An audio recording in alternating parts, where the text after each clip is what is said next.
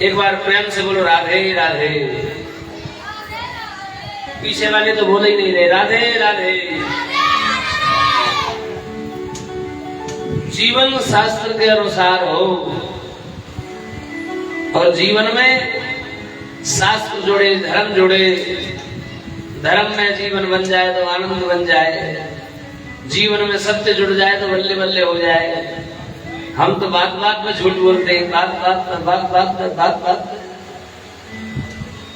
खैर स्वभाव जीता है आदमी का, उसे लाख प्रयास किया जाए बदलने का, लाख कोशिश की जाए, फिर दोबारा किसी भी आदमी को बदलने के लिए आप 1000 बार प्रयास करें। प्रधान जी, किसी भी व्यक्ति को बदलने का लाख प्रयास करें, वो आपके सामने बदलने का नाटक तो करेगा, लेकिन वह स्वभाव में जिएगा।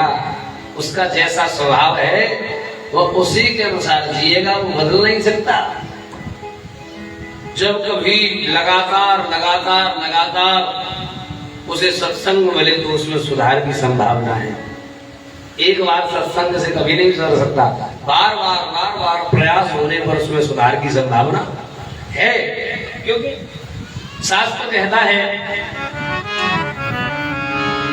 सत सुधर है सत संगत पाई, सत सुधर है सत संगत पाई, पारस परस सुभात सुहाई, पारस परस सुभात सुहाई, मंगल भवना अमंगल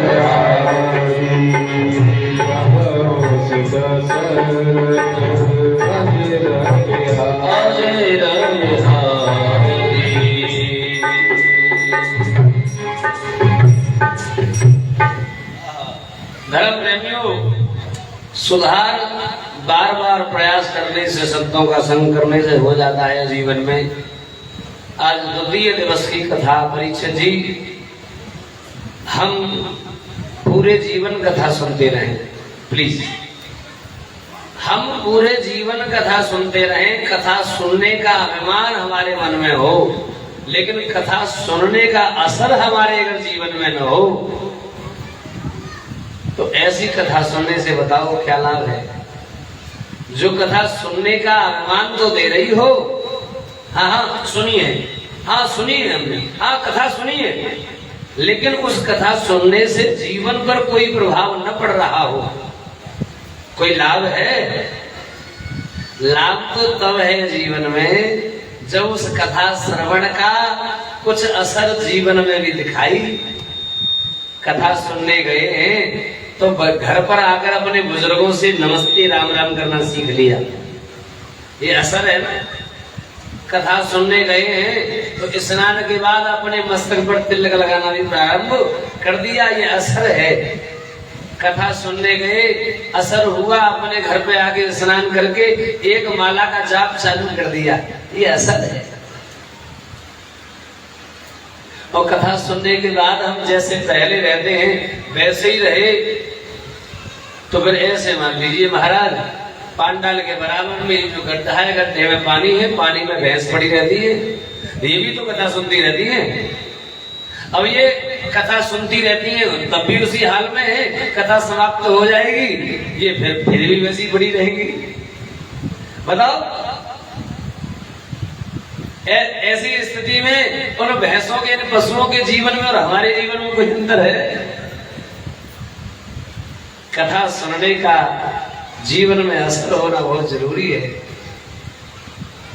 हम आज 12 स्कंद की जो कथा है उसके पहले स्कंद में चलेंगे और पहले स्कंद का पहला अध्याय होगा। परीक्षित जी, इस भागवत में 12 स्कंद हैं। कितने स्कंद हैं? 12 और 335 अध्याय हैं।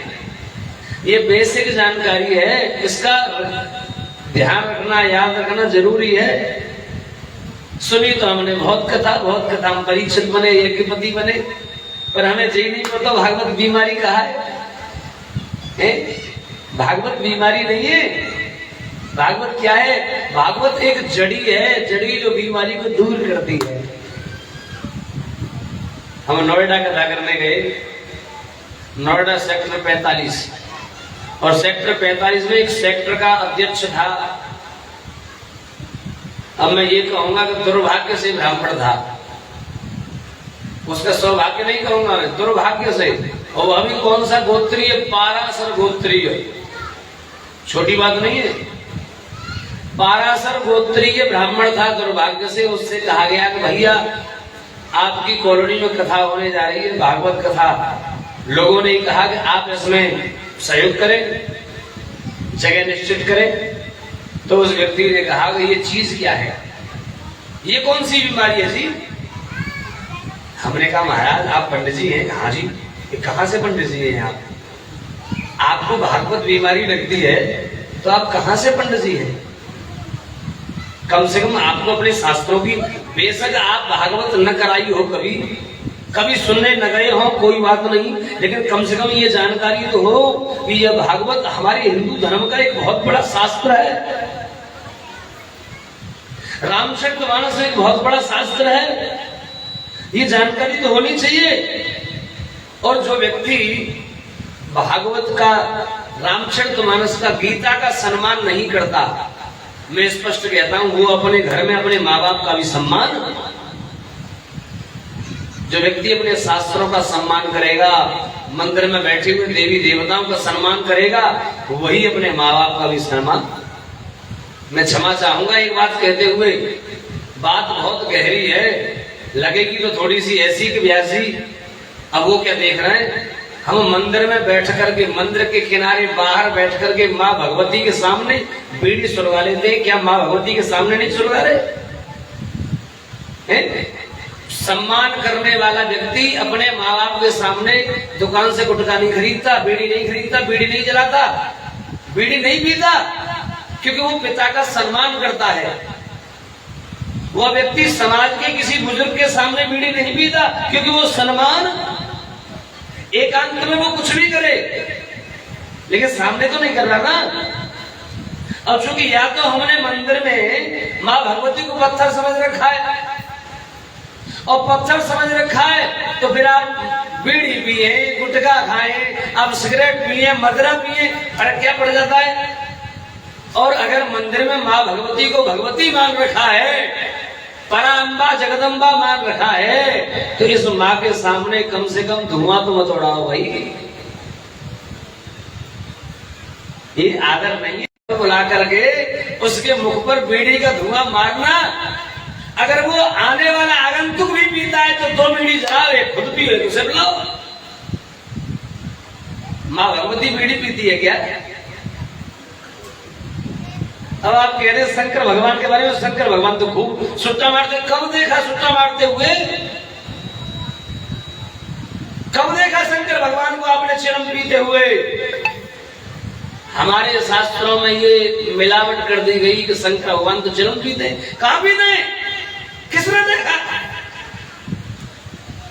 वो चिलम नहीं पीते, वो सुट्टा नहीं मारते, वो जहर पीते हैं। जहर है कोई समाज में आज जहर पीने वाला? वो बुराई का, वो अप्रशंसा का, वो अपमानों का जहर पी जाते हैं। इसीलिए उन्हें देव नहीं महादेव कहा जाता है। वो देव नहीं है, वो महादेव है। और महादेव का, माँ भगवती का सम्मान करना हम सभी का फर्ज है।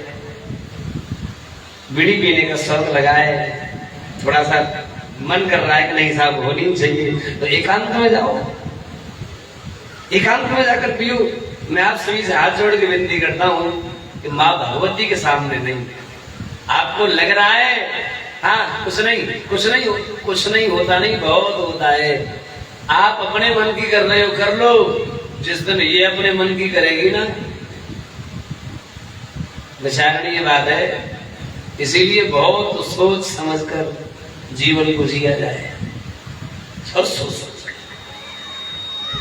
मैं चर्चा कर रहा था भागवत जी के 12 स्कंद, उन 12 स्कंदों में 335 अध्याय, और मैं चर्चा कर रहा हूं पहले स्कंद के पहले अध्याय पर। पहले अध्याय में सबसे पहले तो मूल मंत्र दिया है, ऊपर ही लिख रहा है मूल मंत्र।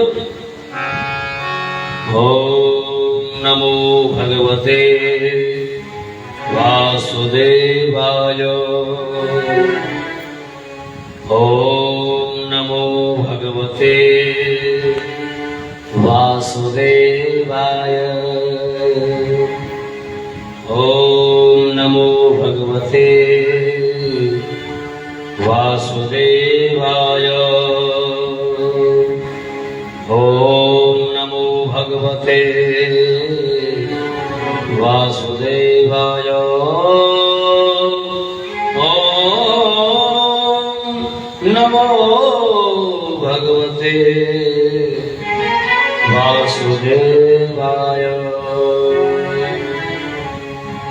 और फिर व्यास जी महाराज ने लिखा है, जन्माद्यस्य यतोऽन्वयादितरतश्चार्थेष्वभिज्ञः स्वराट् तेने ब्रह्म हृदय आदिकवये मुह्यन्ति यत सूरयः तेजोवारिणनां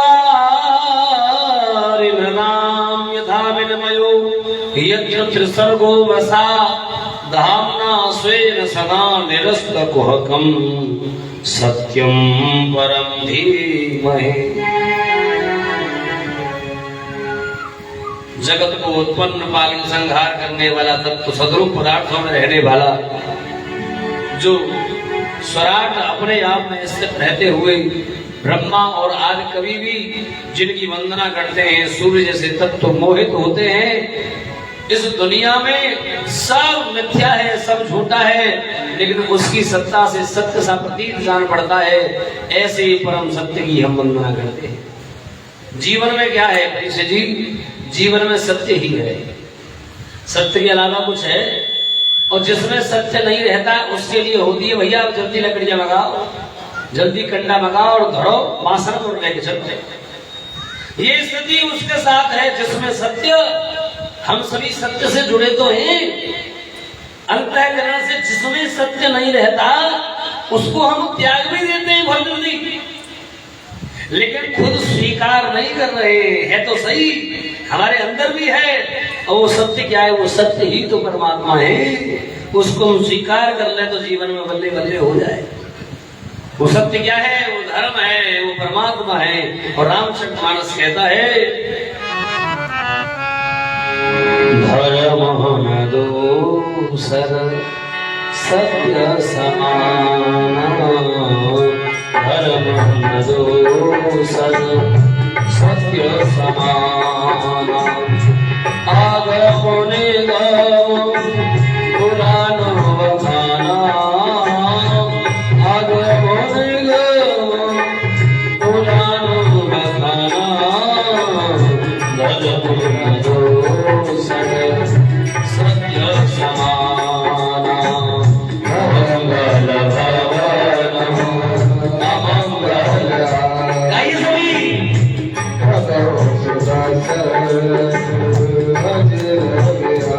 सत्य की वंदना कर रहे हैं। और फिर ये कह रहे, ये धर्म है सत्य, ये धर्म है परमात्मा। और परम धर्म क्या है? एक तो है धर्म, एक है परम धर्म। तो परम धर्म कह रहे हैं भगवान के भक्तों की कथा। धर्म प्रोचित गैत्र परमो निर्मत शरणाम सताम वेद्यम वास्तवत्र वस्तु सेवनम तापत्रयो उन्मूलनम।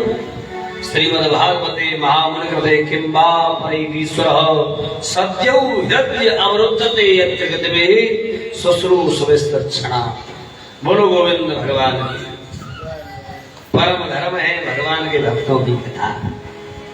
और जब कथा होती है तो उस कथा को सुन करके मन में कौन आता है? क्यों जी परीक्षित जी? जिसकी कथा होगी वो मन में आएगा कि नहीं आएगा? है ना? जैसे चौड़ाई पर गए और चौड़ाई पर जो कोने पर मिठाई की दुकान है उसकी चर्चा हो जाएगा। कल तो वहां गए थे शाम, वो आधी किलो जलेबी ले आए, तो दिमाग में कौन आएगा? दुकान वाला आएगा कि नहीं आएगा? अरे भैया जलेबी तो ले आए पर पैसा तो देके ही नहीं आए, जल्दी जल्दी पैसा देना तो भूल ही गए, तो आएगा कि नहीं आएगा? जिसकी चर्चा होती है दिमाग में भी वही, और दिमाग में आता है तो फिर मन में भी वही। जब कथा होती है, बार बार कथा सुनते हैं, बार बार कथा सुनते हैं, तो फिर जिसकी कथा हो रही है उसमें हमारा मन लगता है कि नहीं लगता है ना? अब ईमानदारी से बता दो, अगर मन लगता है तो सुबह के 5 मिनट बैठ के कान माला फेरी। परीक्षित कितनी बार बने? 7वीं बार बने हो। ये कितना बड़ा, मैं क्या कहूँ इसे, सौभाग्य कहूँ, दुर्भाग्य कहूँ, क्या कहूँ। आप परीक्षित 7 बार तो बन लिए, लेकिन एक बार भी माला हाथ में नहीं आई। एक बार भी भजन की स्थिति नहीं बन पाई। भाई काम नहीं चलेगा। एक बार भी कोई व्यक्ति एक बार सत्संग गया, ध्यान से सुनिए, कहीं कोई सत्संग हॉल था, उस सत्संग हॉल में कथा हो रही थी, कोई राजा भूखा प्यासा परेशान घोड़े को लेकर के वहां से निकला। उसने थकान मिटाने के लिए हॉल का आश्रय लिया, घोड़े को बांधा, उस हॉल में गया, देखा सत्संग हो रहा था। बैठा सत्संग में, सत्संग की वाणी अच्छी लगी, सत्संग में चर्चा थी, इस जगत में कोई किसी का नहीं है, केवल परमात्मा के अलावा दूसरा कोई अपना कोई नहीं है। और कहा भी गया, इस दुनिया के लोगों से अब चाहोगे किसी को, चाहोगे किसी को, वो बेवफा हो जाएगा, और पत्थर को पूजोगे वो देवता हो जाएगा। धर्म प्रेमियों, आज वह व्यक्ति सत्संग में बैठा, चर्चा चल रही थी कि दुनिया से लोगों के, दुनिया के जो लोग हैं उनसे आसक्ति रहोगे तो आसक्ति रखने पर आपका कल्याण नहीं होगा। केवल परमात्मा से, केवल गोविंद से आसक्ति हो, जीवन में आनंद होगा, कल्याण होगा। बस घोड़े के गले में एक चिट्ठी लिख करके भेज दिया, घोड़ा जाओ राज्य में जाकर के खबर कर दो। राजा ने ये लिख दिया कि मैंने बैराग्य धारण कर लिया है, अब मैं लौट कर आने वाला नहीं। और राजा जंगल चला गया, और जंगल में जाकर के उस राजा ने भजन किया, कीर्तन किया। लगभग 20 साल गुजर गए। 20 साल बाद बहुत लंबी दाढ़ी हो गई, बहुत लंबे बाल हो गए। वो राजा घूमता फिरता पागलों की तरह वहां से निकला। वो दुनिया वालों की नजर में तो पागल बन गया था, और वहां से जब निकला तो देखा कि वही नगरी है जहां पहली बार आया है, वही जगह है, वही हॉल है, और आज भी सत्संग हो रहा है। वो फिर घुस गया, बैठा, सत्संग चल रहा था। उसने पूछा, रुको, या सत्संग करने वालों कितने साल हो गए? एक बुजुर्ग बोले, मुझे यहाँ सत्संग में आते आते 40 वर्ष हो गए। एक बुजुर्ग ने कहा कि मैं यहाँ 45 वर्ष से सत्संग में आ रहा हूँ। एक ने कहा 35 से, एक ने 30 से, किसी ने 25 से, किसी ने 15 से, किसी ने 10 से, किसी ने 5 से, सब ने ऐसे ऐसे बताया। तो उस राजा ने कहा, कभी 20 वर्ष पहले मैं आया था इस सत्संग में, और सत्संग की बातों का ऐसा तमाचा मुझे लगा, ऐसा तमाचा सत्संग का लगा कि मैं सुधर गया और ये संसार छोड़कर परमात्मा के नाम में लग गया। तुम सत्संग में तो आ रहे हो, लेकिन सत्संग का तमाचा नहीं खा रहे। जिस दिन सत्संग का तमाचा लग जाएगा उस दिन जीवन में आनंद होगा। उस दिन जीवन, मोबाइल है किसी के पास? मोबाइल दे दो, लॉक खोल के आप दे दो, बोलो वृंदावन बिहारी लाल जी, इसका लॉक बता देना मुझे, पैटर्न क्या है?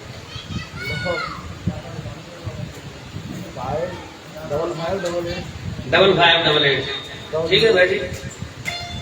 ऐसा भाव है संसार के लोगों से आशा जीवन में और होगी। कहा भी गया